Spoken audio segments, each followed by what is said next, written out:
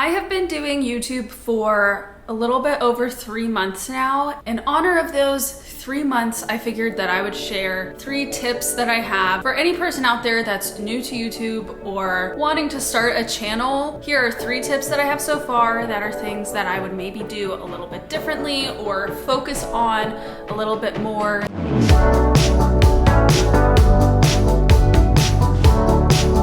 3 for 3. This might be a little bit of a different type of video than what I usually do today, but it was just on my mind and I wanted to do it. If you're new here, my name's Camilla. I'm 25 years old and I live in Atlanta, Georgia, and this is my channel. There are definitely a lot of advice videos out there surrounding YouTube. I just think that as someone who is going through the process right now, potentially much like you are, that there is value in the lessons that I'm learning right away, right off the bat. Let's jump in. The first thing that I want to talk about is that you need to create a plan. This doesn't need to be anything crazy, and I had resisted doing it for a while because I wanted to be a pretty casual type of channel, like a lifestyle channel that just kind of encompasses a lot of things, and like, how do you just plan a vlog if I end up doing a vlog or something like that? Like, what's the point of planning? Like, the point is supposed to be that it is natural and in the moment. And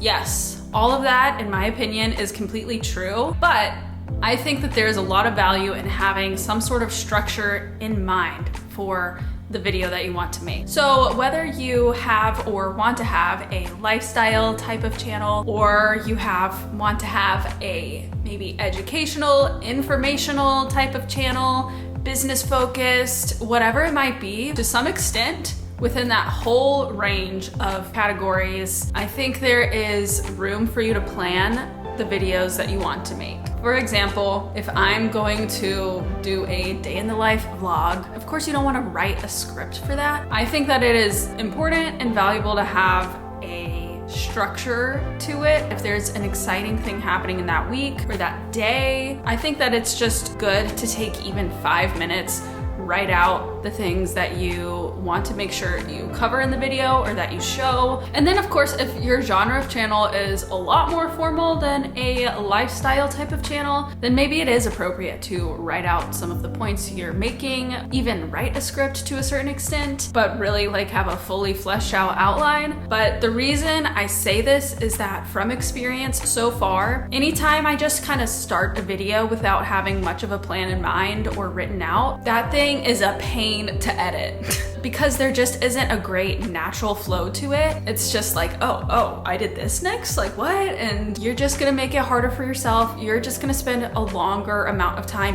editing. You're probably gonna end up having way more footage than you need. I mean, all in all, maybe the most important point is that this just helps you make sure that there is some sort of point to the video that you're making. Hopefully that makes sense. You don't need to make an entire outline with 10 bullet points underneath each Roman numeral about how you're building your living room couch. But I just think that it's good if you want to do a living room makeover video to even just write out the main different things that you want to happen in that video so that you have an idea of how you want it to flow and just get an overall better product in the end. Everyone talks about this, but number 2 is your thumbnail photos. Goes into number 1 a little bit because if you are writing a general outline or even just bullet points of what you want to happen in each video, then you can also put a bullet point of make a thumbnail photo.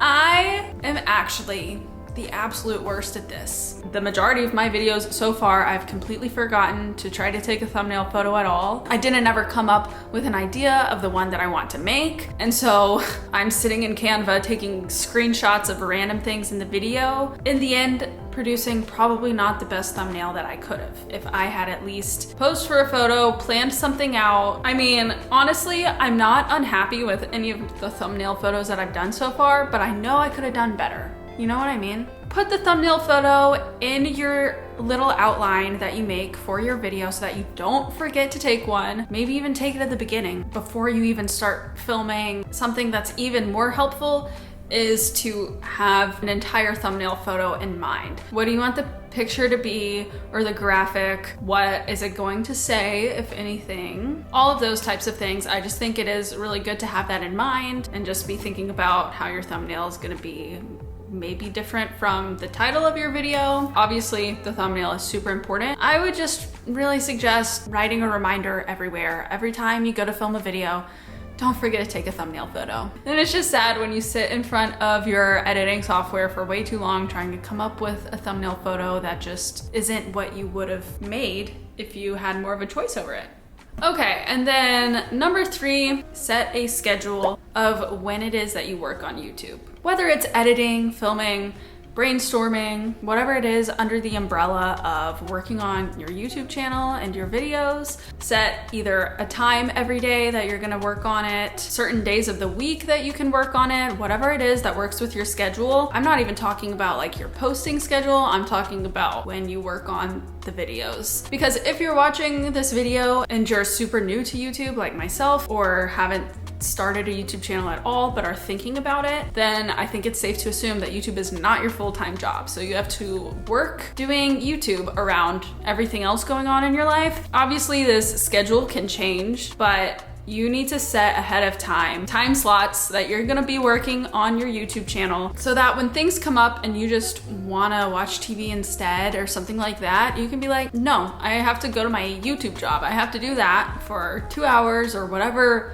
time you budgeted for your YouTube that day. Just work it into your schedule like it is actually another job of yours, so that it has a reserved time in your schedule so that you can stay as consistent as you're able to, whatever it is that you can work into your life. Set it ahead of time, because if you wake up the day of and you're like, oh, I was gonna work on my YouTube sometime today, but like, I don't know if I have time, then you're not gonna end up working on it. Plan that out ahead of time, even if it's just the day before, but plan it out ahead of time, okay? So those are my 3 main tips today from my first 3 months of doing YouTube. 1, to create a plan.